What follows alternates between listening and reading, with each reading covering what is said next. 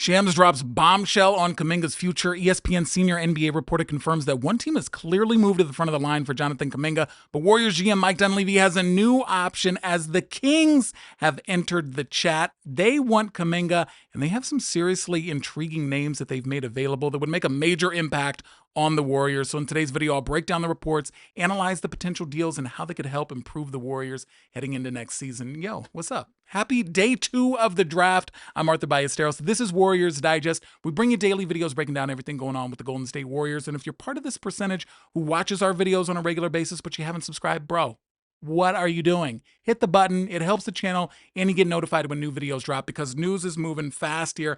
Day 2 of the draft. You may have caught this yesterday. Shams, during the draft, was given a report on the Miami Heat and confirmed the rumors that we've been hearing heavy about the Heat's interest in Jonathan Kuminga. He said during his report that the Heat are a potential suitor for Warriors restricted free agent Jonathan Kuminga. He went on to say that, again, because of the Kevin Durant deal and how the Heat missed out on him, they have now set their sights on Jonathan Kuminga. And we've been hearing a ton of these reports. I just made a video yesterday where Anthony Slater of The Athletic had confirmed that he's hearing the same rumors. The Heat are hot on the tail of Jonathan Kuminga and trying to work a deal here. You can check out my video there. I break down the trade and what could, potentially come back in return for Kuminga. Everybody's, excited about Wiggins, and it could be a really good fit in homecoming here. Could also not be enough for Kuminga.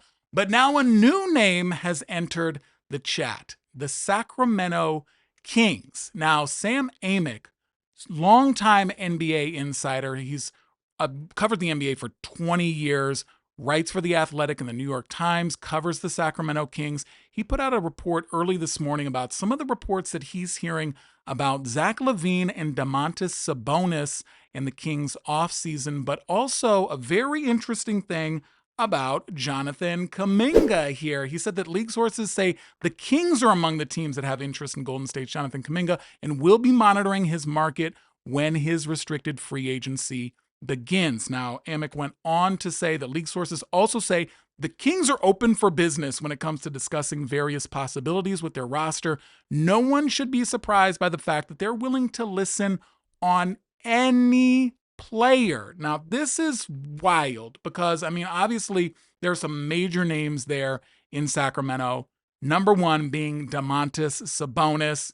Now, I'm going to get to why I don't think that that's a realistic opportunity here for the Warriors, and you can probably put 2 and 2 together. It's the money. It doesn't work. You cannot he also just doesn't necessarily fit fully what the Warriors need in terms of defense, but that's a story for another day. But Peter O'Keefe over at Blue Man Hoop put out this interesting article picking up on the rumors around Sacramento, saying that the Warriors' dream Jonathan Kuminga trade just got real after confirmed rival interest. Now, Peter O'Keefe, shout out to him. He also does a Warriors podcast, Golden State with Mates. He's got some really cool stuff that he does there. But he said in his article that this is good news for the Warriors, given the Kings arguably have more intriguing options to potentially relinquish in a sign and trade, with the Heat seemingly with little to realistically offer beyond a reunion with Andrew Wiggins.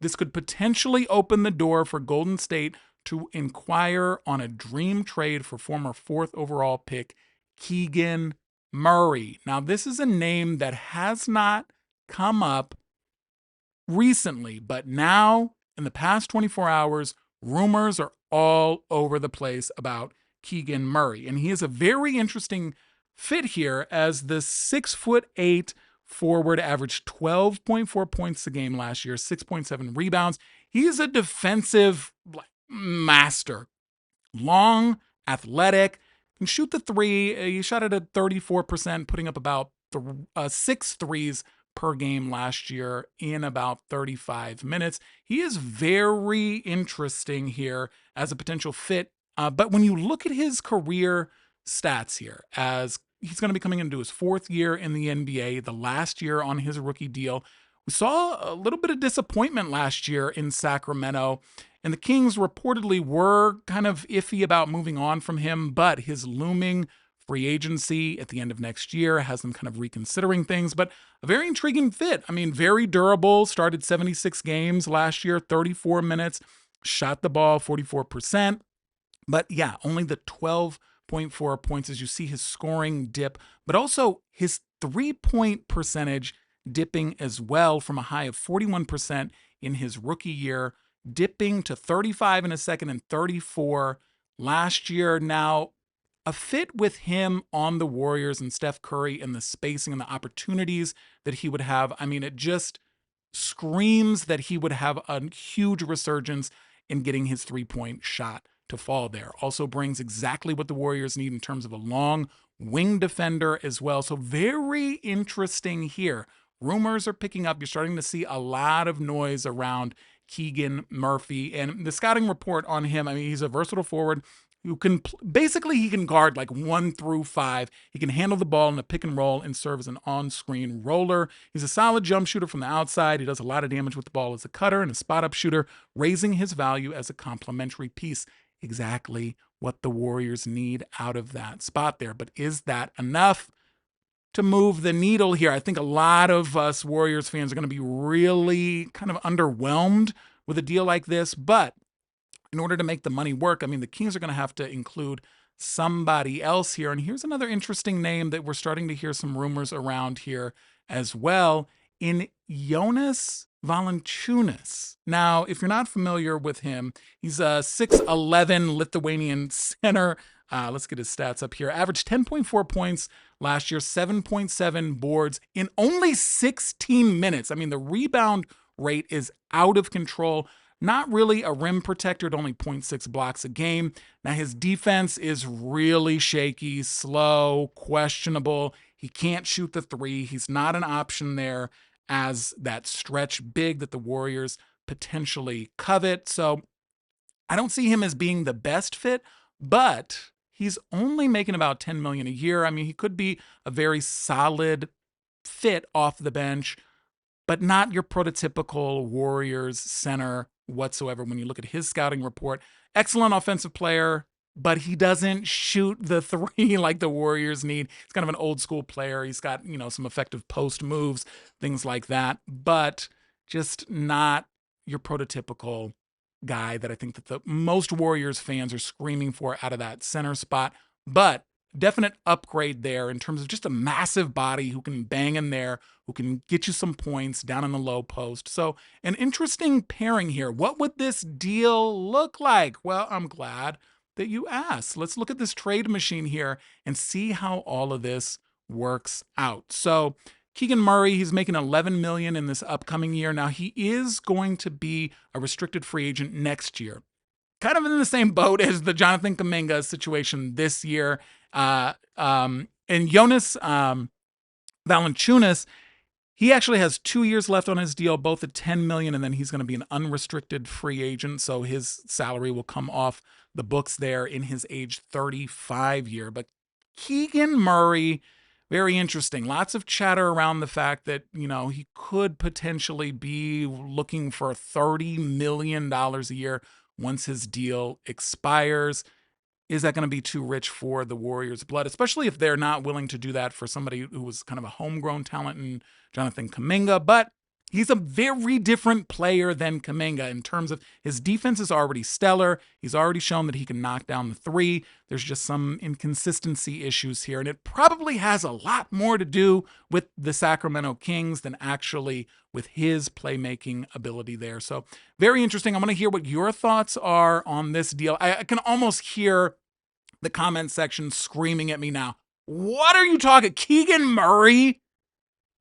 What? Like, I can hear it already. The people are going to be very underwhelmed by this, but I think that this is a very complimentary piece in Keegan Murray, but I don't think that this makes sense for the Warriors long term, but that's not even really what we're looking at right now. We're looking for short term, get a complimentary piece that can help push this team over the edge and hopefully make another finals run in the next year, maybe the following year. I really think that our window is closing in about a year here. But another reason why I don't think that this deal is actually going to go down, the Warriors and the Kings never trade with each other. When we look at the trade history, I kind of was thinking about this. I was like, when was the last time the Warriors and Kings have done a trade? I can't recall anything off top. And then I remembered, oh yeah, of course, the blunder of a deal that was the Mitch Richmond deal, where the Warriors sent him to Sacramento for Billy Owens.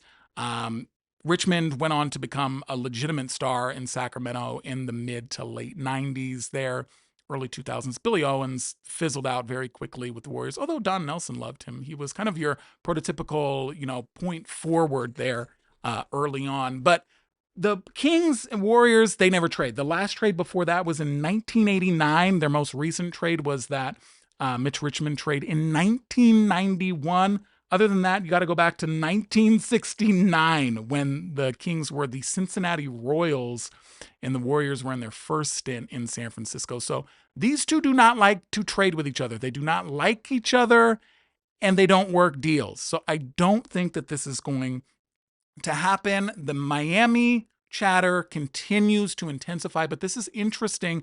It's just another, at least, opportunity here to explore. As of yesterday, we were hearing that the market was really starting to narrow and close for Jonathan Kuminga in terms of teams that were interested. We're only now hearing about the Heat and the Bulls, but now Sacramento has entered the chat. The Nets reportedly are out. They want nothing to do with Kuminga. We'll see what happens. You let me know what your thoughts are on this deal, or do you want to see the Warriors trying to work something else here?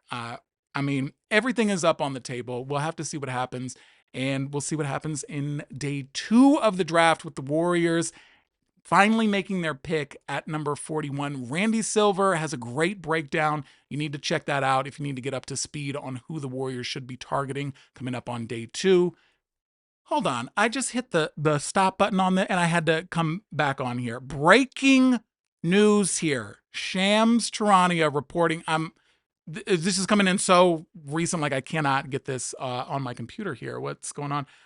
Shams says that the Phoenix Suns are trading the number 52 and number 59 pick to the Golden State Warriors for number 41. So the Warriors apparently not happy with what could be sitting there at 41 and are comfortable with moving back to get a couple of extra pieces. This is very interesting right now. Let me actually see if I can share my screen real quick, and we'll do this live. This is live, bro. This is live. This is what I love here. So let's see. Let's go to Twitter here. Hello, Shams Charania. So let's take a look at this here. So the Phoenix Suns trading number 52 and 59 to the Warriors for number 41. Interesting. I'm just curious what the Warriors are seeing that late in the draft. Although we do know that they have a history of finding some great finds in the 50s there. If you remember last year, Quentin Post, I think he was number 52. There's other good players that the Warriors have gotten in the second round. Warriors second round picks. Let's take a look at this real quick here. In the, who else do we TJD number 57 in 23. Guy Santos number 55 in 22. No.